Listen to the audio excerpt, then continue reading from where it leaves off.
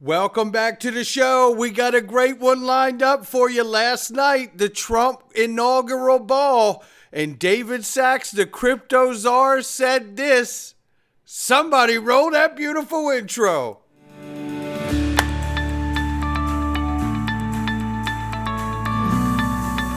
Digital Perspectives with Brad Kimes. Come on in.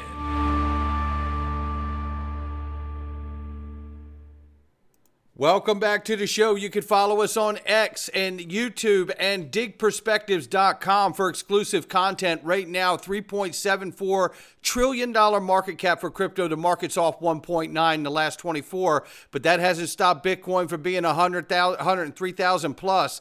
3,300 for Ethereum. XRP at the number 3 spot, 319. We're off 1.7 on the 24, but we're up 32.9 on the 7-day with 183 billion plus market cap. Tether here with a 138 billion plus market cap, ranging between $3.06 and $3.31. You could see that we tailed down overnight and touched 3.06, but still staying strong above that $3 mark. I think this is absolutely remarkable, but it pales in comparison to what you're about to learn today. Let me tell you, first of all, let's start here, because you're going to love what the crypto czar just said last night at the presidential inaugural ball. Oh my gosh almighty. Crypto in the United States of America is about to go insane. So I suggest you get your ticket to XRP Las Vegas, ladies and gentlemen, before the pricing goes up, and your discounted room as well. Take a look. President Cody Carbone, Digital Chamber, the Digital Dollar Project, Chris Giancarlo, also helping the transition team for Trump to pick that crypto council. CEO Simon McLaughlin from Uphold, Kevin Maloney, CEO of iTrust. We're going to have the names of Ripple execs very soon. Dr. Chris Brummer from DC FinTech Week. You know, Georgetown law professor, highly decorated. Also the founder, CEO of Blueprint. Wait till you find out what he's doing. Stephen McClurg from Canary Capital. And the list is about to get better, ladies and gentlemen. And it's pretty remarkable right now. So get your tickets today. Link underneath the video. Breaking right now, the SEC has accused Digital Currency Group of misleading investors. I say this in my best Mr. Intuitive, Barry. I could never do it as good as Mr. I. But you know what? Barry Silbert's got some questions, some explaining to do. Meanwhile, we see this, John Deaton sharing that if Senator Lummis gets the bill passed here, I don't think people are ready for what's coming. There's now 65% position on Polymark suggesting that there will be a U.S. national Bitcoin reserve in 2025. I believe that we see a crypto reserve that involves Bitcoin and other assets. This would be massive. And then we see this. Ryan Selkis has been very, very temperamental, to keep it polite. XRP is now bigger than Salesforce and approaching Bank of America in market cap. Top 30 U.S. company. Twice the value of Uber. Bigger than Shopify, PayPal, and MicroStrategy combined. 5 times the size of Coinbase. Ripple's crash and scandals will take down the entire crypto agenda in D.C. Oh, really? This is funny. Oh, there's all kinds of scandals after 4 years of being sued? And you want to talk about scandals? Here's what's funny about Ryan Selkis. He'll talk about everything, and I mean everything, except Ethereum's ICO. He won't talk about that. But everything was okay when it was Ethereum being backed by CCP China filling his bags. Is he a real American patriot as he claims? Or was he just trying to buy favor with his donations to Trump to apologize for past transgressions? So many questions, Ryan. So many questions. And I invite you to come on my show and straighten them out. But he never will, because he can't. It ain't a won't situation. He can't. Brad Garlinghouse recently with some other top industry players in Switzerland at a new conference. Take a listen. The change of administration in the United States is going to dominate a lot of the conversation about crypto and how that, from a regulatory perspective, starts to signal a shift. People are waiting eagerly to see whether US Bitcoin reserve will be set up. I think that speaks to not just positive, but perhaps an embrace of this technology as being the future of finance. I think a lot of folks would look at it and say, well, it's a little bit of a risk, you know? 6 months ago, it was riskier to build in Web3 or in crypto because you did have that uncertainty. As an industry, we've got to come together. We can't all have different views on what good regulation looks like. Otherwise, we will slow down the process. We've got to speak with one voice very clearly about what we're looking for and work with the new administration towards that. Some of the conversations that we're having here at CFC, I think, will result in the industry better organizing itself to speak with one voice in favor of good crypto policy in the years to come. There you have it right there. Now, I don't know if this music's going to copyright strike and then I have to edit it out later, and I hope that I don't. But shout out to Cristiano Carlo, Brad Garlinghouse, Richard Tang, and everyone else that's attended this conference. Cristiano Carlo will be on stage, Fireside Chat, this year at XRP Las Vegas. Get your ticket. You'll be able to meet him in person. You might even get a book or two out of it.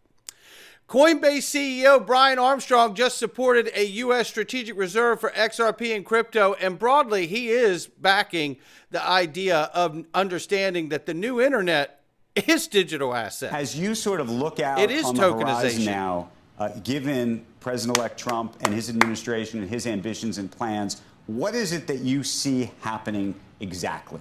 One of the most exciting things about this new Congress, which is the most pro-crypto Congress ever, is that I think we finally have a chance to get some regulatory clarity in the U.S. about some of these big open issues that, you know, frankly, under Gary Gensler, we just haven't gotten any clarity for a long time. So which of these assets are commodities, which of them are securities? That requires the SEC and the CFTC to come together and collaborate on rulemaking, or to have Congress really step in and pass new legislation. So there's an opportunity to do that. The FIT 21 bill, which passed with strong bipartisan support in the House earlier this year, it's now making its way through the Senate, and with any luck, we'll get that passed through the Senate and make it to the president's desk here, either in the lame duck or early in the Trump administration. When you think, though, about the other currencies, I mean, they're the ones I would imagine at this point that have the bigger room to move, or no? Well, you know, I think Bitcoin will be the most important crypto asset for a long time. It's got a lot of runway to move as well.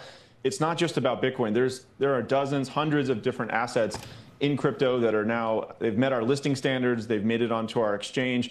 And actually there's thousands of these being created every day, believe it or not. And so some of these they're coins like Ton and WorldCoin, which are being used in emerging markets. There's things like in the DeFi space, like Uniswap, that people want exposure to, or the things that are layer 2 solutions are being built on top of, like Optimism. And I think we're eventually going to get to a world where there's millions of these tokens. You know, every project, every individual, every meme on the internet is going to have one of these. And of course, every company, when they want to raise money, as we get regulatory clarity around securities and have a clear path for that, they should be issuing these coins as well. And so increasingly, people are going to want broad market exposure to crypto. It's going to be the next version of the stock market, but it's also the next version of the internet.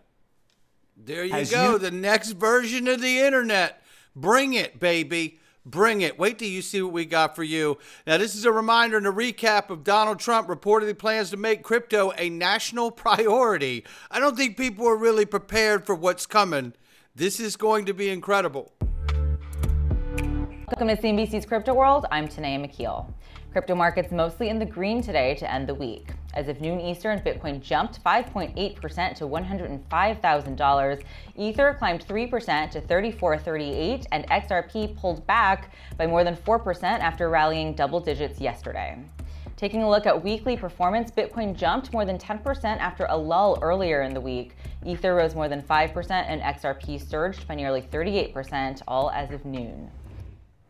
Let's talk about the top stories. President-elect Trump reportedly plans to make crypto a national priority. According to Bloomberg, he could release an executive order elevating crypto as a policy priority. Of course, he campaigned on crypto as an issue, which was largely well received by an industry that had been a target of SEC lawsuits and banking discrimination under the outgoing administration. Trump's transition team has also announced a handful of crypto-friendly picks for positions like Treasury Secretary, SEC Chair, and a new crypto and AI czar. Next, Democrat Senator Mark Warner of Virginia turned down an opportunity to be the top Democrat on a new crypto subcommittee under the Senate Banking Committee. Axios reported that Warner rejected the offer and will instead serve as the top Democrat on the Securities, Insurance, and Investment Subcommittee. Senator Warner's office confirmed the news in an email to CNBC. The new Digital Assets Subcommittee was announced at the start of the new Congress earlier this month, with Wyoming Senator and crypto ally Cynthia Lummis serving.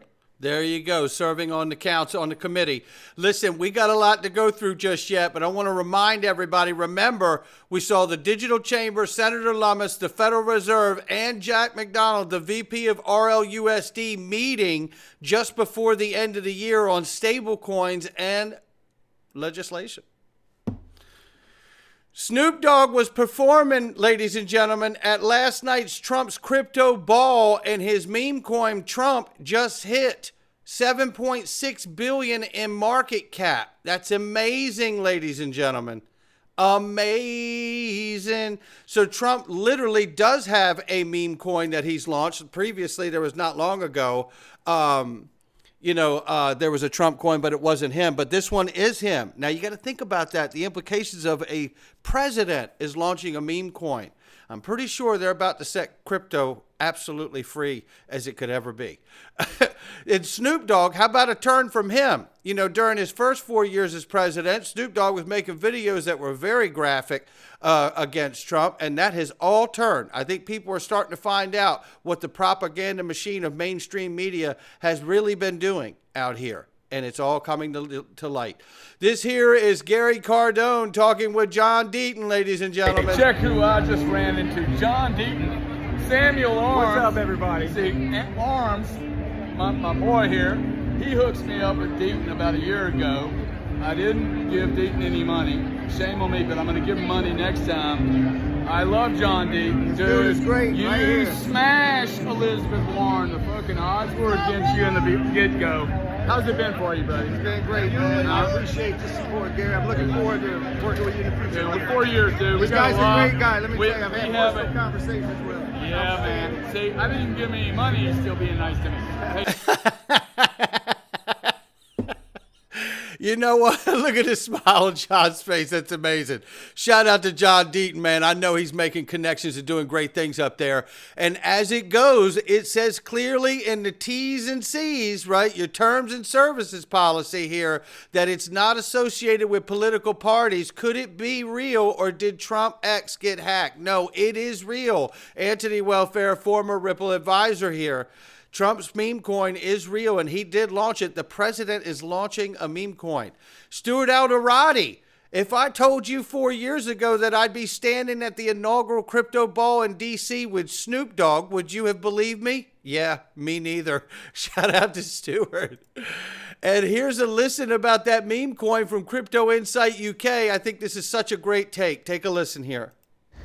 I genuinely think the whole of crypto Twitter is severely underpricing how monumental Trump's meme coin is. Bingo.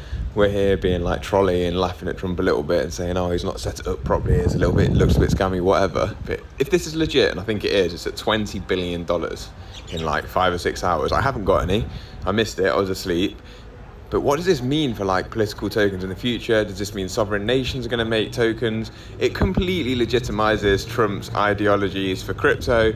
It shows that Trump's literally balls deep in his own meme coin. Yes, he holds 80% of the supply, but depending on what he does next, he's about to set the standard of what is going to happen next in crypto. And having Bitcoin at 100K and this happening with a 50% chance still of a Bitcoin strategic reserve, like genuinely think that we're massively underpricing what comes next for crypto. Mm-hmm. Trump saying, yeah, cool, I'm in memes. Look what that means. That's the president of the biggest financial economy in the world. That's right. One of the most powerful people on the planet right now is doing that, openly legitimizing it to the world. Like, I think people are going to scramble in the next few weeks and be like, oh my God, I was just sitting there trolling this, and it's massive. That's exactly right. I think his insight is fantastic, and you should give Crypto Insight UK a follow. But I think he's spot on here. I think it is sending a clear message to the rest of this world, certainly everyone in this country, that crypto is about to be wide open, highly regulated, but allowed to happen. And Gary Gensler is not going to do a damn thing about it, because last night, you're going to lose your mind. This is the crypto czar, David Sachs, and he has put it down here better than you could ever think or ever want it to be heard. This is him and his words about crypto and the new administration. The reign of terror against crypto is over.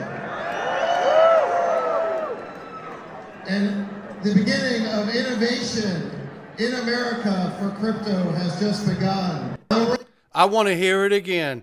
The reign of terror against crypto is over. And the beginning of innovation in America for crypto has just begun. What a moment in front of us we have. And to just really build on the point that Will from Crypto Insight UK had said, I think people are not pricing in what's about to happen here.